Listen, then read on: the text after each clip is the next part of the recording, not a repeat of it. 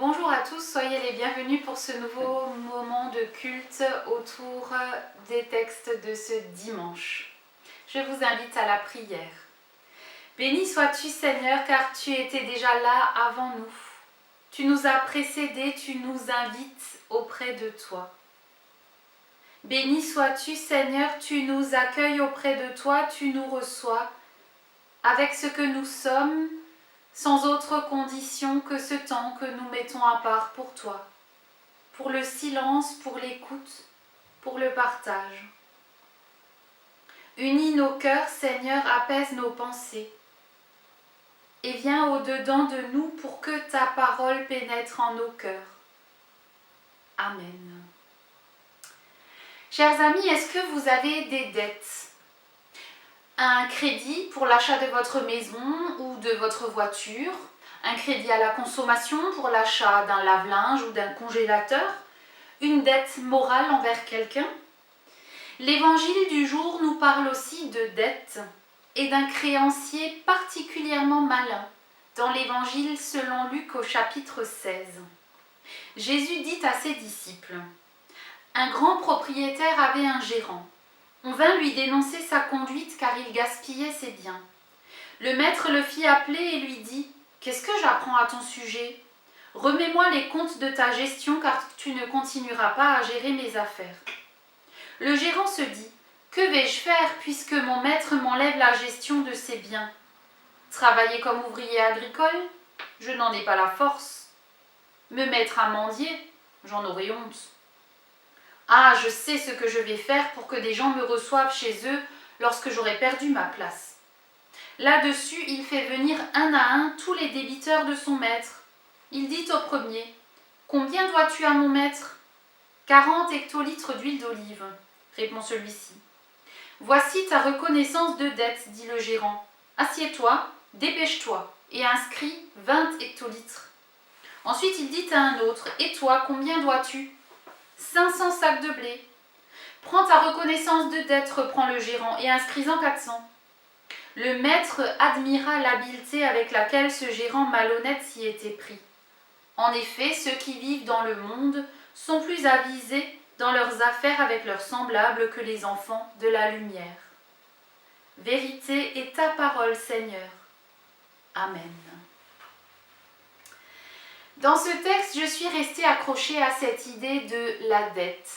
Nous avons presque tous des dettes, que ce soit, je le disais, des dettes matérielles, et quel soulagement quand on arrive au bout du paiement d'une dette et que quelqu'un vous dit « ça y est, vous ne nous devez plus rien ». Mais nous avons aussi des dettes morales. Si notre voisin nous a aidés à faire des travaux, est-ce qu'il ne s'attendra pas en retour à pouvoir compter sur nous s'il a besoin d'aide ? Normal. Voici une dette morale. Celle-là n'est pas très lourde à porter. Il y en a d'autres qui le sont beaucoup plus. Quand parfois des parents font porter à leurs enfants tous les sacrifices qu'ils ont dû faire pour les élever, pour payer leurs études.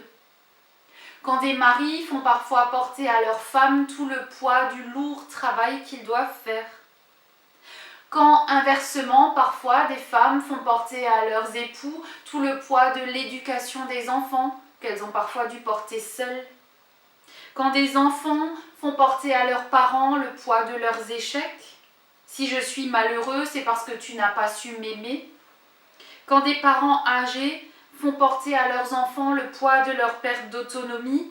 Avec tout ce que j'ai fait pour toi, tu ne vas quand même pas me mettre en maison de retraite. Tant de dettes que nous portons parfois si lourdement. Parfois, nous pensons aussi que nous avons une dette envers Dieu. La dette de notre vie, pas toujours à l'image de ce que l'Évangile attend de nous, un Évangile parfois trop radical, un Évangile qui nous demande bien plus que ce que nous sommes capables de faire. Et nous pensons avoir alors une dette envers Dieu, nous pensons que nous devrions nous racheter auprès de lui, comme si on pouvait mériter que Dieu efface notre dette. Cette question de la dette, elle est particulièrement d'actualité en cette fin d'année ecclésiastique, cette fin d'année de l'Église. Alors que nos lectures du dimanche nous parlent souvent du jugement dernier, pourtant je crois que cette image du jugement dans nos têtes, elle est bien souvent faussée. Nous la voyons au travers de nos mérites, au travers de ce que nous devons ou ce que nous croyons devoir à Dieu. Un peu comme ces débiteurs dans la parole, dans la parabole, qui doivent l'un des litres d'huile, l'autre des sacs de blé. J'aimerais nous inviter aujourd'hui à regarder ce jugement à travers d'autres paires de lunettes, celle de l'amour de Dieu, qui précède toujours le jugement. J'aimerais donc nous inviter à écouter cette histoire qui parle du jugement. Imaginez-vous au jour du jugement. La grande foule de l'humanité se retrouve devant le trône de Dieu. Dans la masse, il y a des hommes, des femmes, des enfants, des Européens, des Africains, des Asiatiques. Les uns portent sur eux des signes de richesse, les autres n'ont rien. Une foule diverse, finalement représentative de notre condition humaine. Les uns se taisent avec respect, d'autres se sont regroupés et discutent vivement. Comment Dieu pourrait-il nous juger ? Que peut-il connaître à notre souffrance ? Déclare une femme en montrant sur son bras le tatouage de son numéro de prisonnière. Un jeune homme noir ouvre sa chemise et montre la marque de la corde qui a servi à le pendre après avoir été battu à mort. Tout cela parce que j'étais noir, dit-il. De plus en plus de voix s'élèvent et crient leur colère. Toutes s'adressent à Dieu et lui reprochent d'avoir laissé le mal et la souffrance régner sur la terre. C'est trop simple pour lui là-haut dans le ciel, dans sa demeure de gloire. Il n'y a pas de larmes, pas de peur, pas de faim et pas de haine. Oui, Dieu peut-il seulement se rendre compte de ce que nous vivons sur la terre ? C'est ce que disent les femmes et les hommes devant le trône. On élit alors des représentants des humains, à chaque fois celui qui a le plus souffert. Il y avait un noir, un juif, un intouchable d'Inde, un enfant orphelin, un lépreux, une victime d'Hiroshima et un prisonnier des goulags. La discussion est vive, mais ils finissent par se mettre d'accord. La situation est claire. Avant que Dieu se donne le droit de les juger, il faut d'abord qu'ils supportent ce que eux ont dû endurer.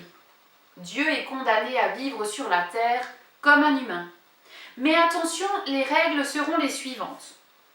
Dieu devra naître en tant que juif, les juifs étant élus le peuple qui a le plus souffert. La légitimité de sa naissance devra être douteuse, personne ne devra savoir qui est son père. Il devra essayer d'expliquer aux hommes qui est Dieu. Il devra être trahi par ses amis les plus proches. Il devra être faussement accusé et jugé par un tribunal injuste et corrompu. Pour finir, il faudra qu'il apprenne la signification des mots solitude, abandon. Il sera torturé et mis à mort aux yeux de tous.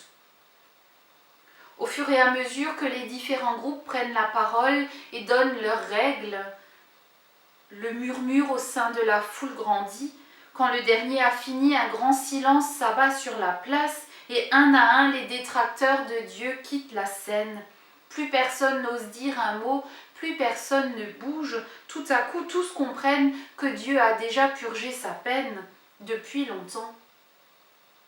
Il est venu en Jésus-Christ. Il a déjà vécu tout cela. Il a déjà souffert. Il est mort. Tout le mal que le monde connaît, il l'a connu. Et il l'a vaincu. Dans cette parabole de la Bible, un gérant malhonnête est capable d'être bon envers ses créanciers. Ceux qui doivent des choses à son maître, il leur remet une partie de leur dette. À combien plus forte raison Dieu, qui n'est pas malhonnête, peut-il être bon envers ses enfants ? Dans la parabole de la Bible, le gérant remet une partie de la dette À l'un, il remet la moitié de sa dette, à l'autre, il offre 100 sacs de blé. Mais Dieu, lui, en Jésus-Christ, a effacé toute notre dette. Pas seulement une partie, pas même la moitié, non, il a tout effacé pour que nous soyons libres. Mais que faisons-nous de cette liberté-là ? Il a tout effacé pour que nous soyons libres, libres pour aller, pour croire, pour servir, là où nous sommes appelés à le faire. Jésus conclut cette parabole de façon plutôt curieuse et il est vrai que ce verset m'a longtemps fait travailler. Il dit que les enfants de ce monde sont plus habiles que les enfants de lumière. Ce créancier, ce gérant a été habile, il a été malin. Et pour moi, il a été malin dans le sens où il a allégé le poids que portaient les autres. Il leur a fait du bien. Et finalement, c'est aussi notre appel en tant que chrétiens, alléger le poids des autres et non pas l'alourdir encore plus. Pourtant, c'est souvent ce qu'on fait. Quand on juge, quand on condamne, notre rôle, c'est d'alléger le poids des autres, de leur parler de pardon, de libération, et pas de les charger d'un poids encore plus important. Parfois, les hommes non-croyants sont plus libérateurs, plus attentifs aux autres que les croyants, et c'est un peu triste. Alors puissions-nous entendre cet appel, et tout pécheur libéré et pardonné que nous sommes, l'annoncer aux autres qui nous entourent. Le jugement de Dieu est toujours précédé par l'amour, que nos actes humains le soient aussi. Amen. Je vous invite à la prière. Seigneur, nous voulons te prier pour nous et pour nos frères et sœurs de ton Église, pour tes serviteurs partout dans le monde, et particulièrement là où ils sont persécutés et menacés. Garde-les dans ta fidélité. Sois leur solidité, le roc auquel ils peuvent s'accrocher. Garde notre témoignage pour qu'à travers lui, des hommes et des femmes soient libérés et pas davantage écrasés. Pardon quand nous sommes plus rapides à la critique qu'à l'encouragement. À travers notre faiblesse, utilise-nous pour que nous puissions témoigner de ton amour et de la puissance de ton pardon. Nous te remettons tous nos malades, qu'ils trouvent en toi du réconfort et la paix dont ils ont besoin. Renouvelle leur force et celle de leur famille et de toutes les personnes qui prennent soin d'eux. Garde-nous dans ta paix quand nous te prions tous ensemble. Notre Père qui es aux cieux, que ton nom soit sanctifié, que ton règne vienne, que ta volonté soit faite sur la terre comme au ciel. Donne-nous aujourd'hui notre pain de ce jour. Pardonne-nous nos offenses, comme nous pardonnons aussi à ceux qui nous ont offensés. Et ne nous laisse pas entrer en tentation, mais délivre-nous du mal. Car c'est à toi qu'appartiennent le règne, la puissance et la gloire, au siècle des siècles. Amen. Il me reste à vous souhaiter un bon dimanche, une bonne journée et une belle semaine, et que le Seigneur vous bénisse. Amen.